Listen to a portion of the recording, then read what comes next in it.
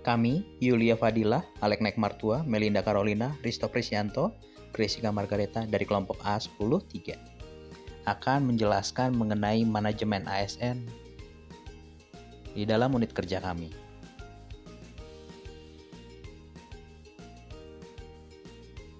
Beberapa hal yang diatur dalam manajemen ASN diantaranya asas kebijakan penyelenggaraan manajemen, nilai dasar, prinsip, jenis, status, dan kedudukan, fungsi, tugas, jabatan, hak dan kewajiban, kelembagaan, sistem informasi, serta penyelesaian sengketa. Berikut ini merupakan contoh bad practice dan best practice.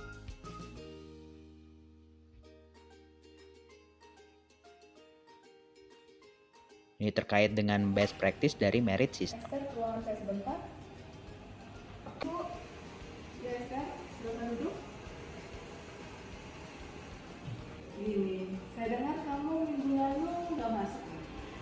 Oh, minggu lalu saya pergi ke Jakarta untuk nonton konser.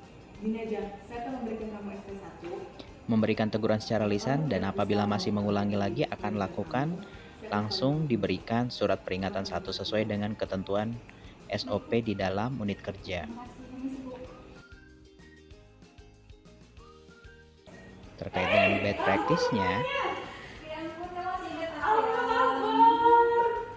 Oh iya, ada keperluan apa ke sini? Gini, aku dengar di sini di kantor kamu ada perekrutan pegawai ya?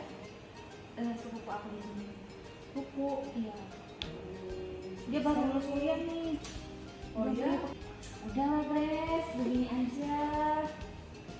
adalah memberikan gratifikasi supaya saudaranya dapat masuk diterima sebagai pegawai.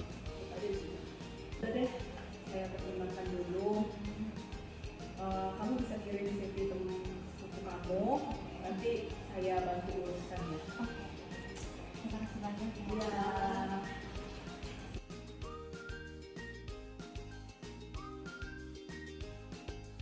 Terkait dengan melayani dengan sikap hormat, sopan, dan tanpa tekanan, itu merupakan contoh dari best practice manajemen ASN, memberikan salam, sapa, dan senyum.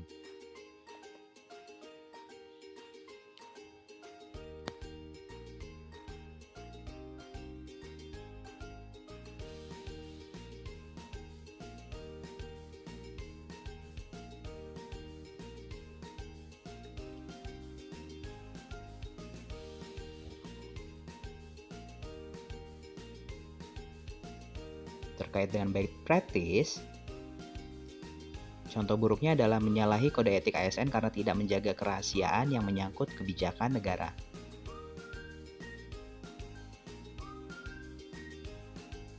Itu tertuang dalam pelanggaran kode etik ASN.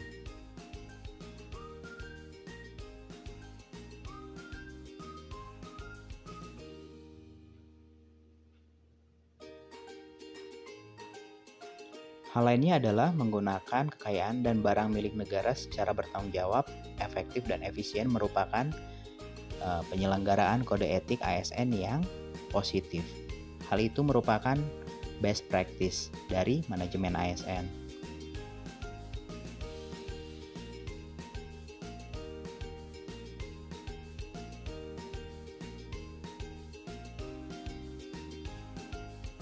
Sedangkan menggunakan fasilitas kantor untuk membuka dan menonton YouTube untuk kepentingan pribadi adalah contoh kode etik ASN yang tidak dilaksanakan dengan baik. Hal itu merupakan contoh dari bad practice manajemen ASN.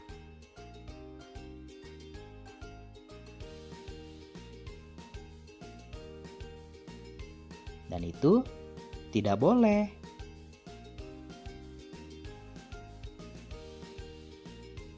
Seharusnya menggunakan fasilitas kantor itu untuk mengerjakan tupoksi jabatan dan instansi adalah wujud penerapan kode etik ASN yang baik. Dan itu harus dilakukan di setiap unit kerja sebagai ASN.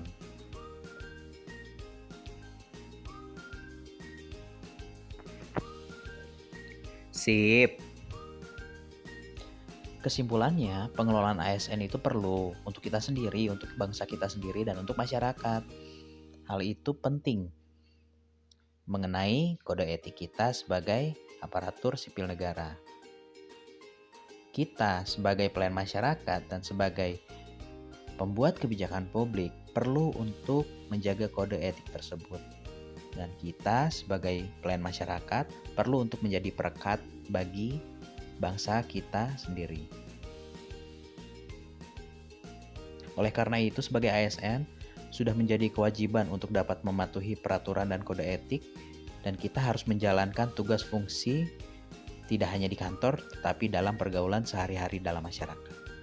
Demikian dari kelompok kami, terima kasih.